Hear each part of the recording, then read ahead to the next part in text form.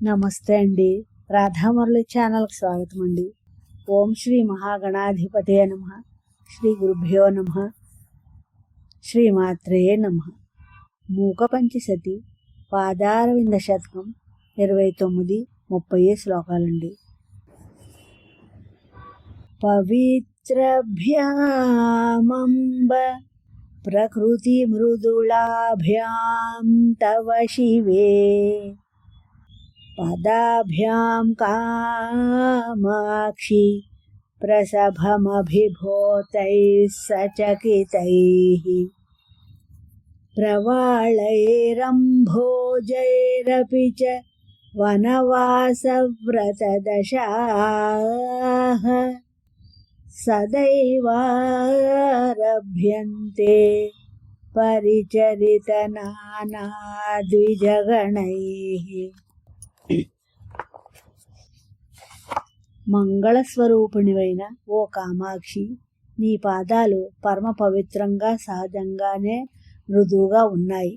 నీ పాదాలకున్నంత పవిత్రత, మృదుత్వం లేని లేత చిగుళ్ళు, కమలాలు నీ పాదాల చేత తిరస్కరింపబడతాయేమోనన్న భయంతో వనవాసవ్రత దీక్ష చేపట్టి ద్విజగణ పరిచరణాది నియమాలను ఆచరిస్తున్నాయి. అనగా పక్షులకు సేవలందిస్తున్నాయి. చిరాదృశ్యాహంసైః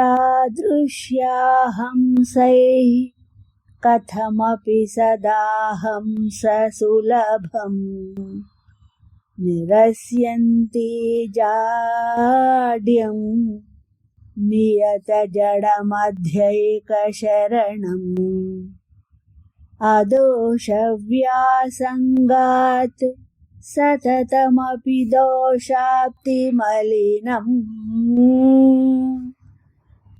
పయోజం కామాక్ష్యాః పరిహసతి పాదాబ్జయుగళి. కమలాల చుట్టూ హంసలు ఎప్పుడూ తిరుగుతూ ఉంటాయి. అందుకే వాటికి కమలాలు అందుబాటులో ఉంటాయి.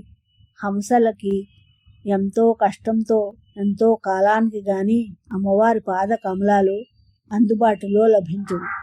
కమలాలకి జడస్థితి నియతంగా ఉంటుంది. అమ్మవారి పాద యుగళి జాడ్యాన్ని నిరసిస్తుంది. కమలాలో చీకటి పడినప్పుడు ముడుచుకుపోవడం అనే దోషం ఉంది. అమ్మవారి పాదాలకు అలాంటి దోషమేదీ లేదు. ఎప్పుడూ ప్రకాశిస్తూనే ఉంటుంది.